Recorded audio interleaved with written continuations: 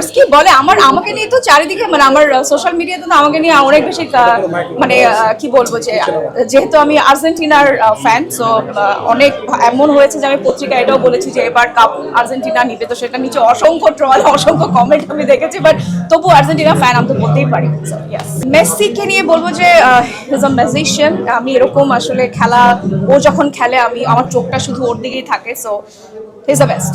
এতদূর যেহেতু এসেছি ডেফিনেটলি আমরা ফাইনাল পর্যন্ত তো আশা করতেই পারি এটা, এবং অ্যাজ আ আর্জেন্টিনার ফ্যান আমি অবশ্যই চাইবো যে ফাইনাল খেলুক এবং কাপটাও হাতে যায়। আচ্ছা, এটা একটা খেলা, হতেই পারে একবার না একবার মিস হতে পারে, সবসময় যে আমরা সব জায়গায় ছক্কা মারবো বা সব জায়গায় খুব ভালো হবে এমনটা নাও হতে পারে, বাট এই ওয়ার্ল্ড কাপে ও এতগুলো গোল দিয়েছে এটাই তো অনেক না।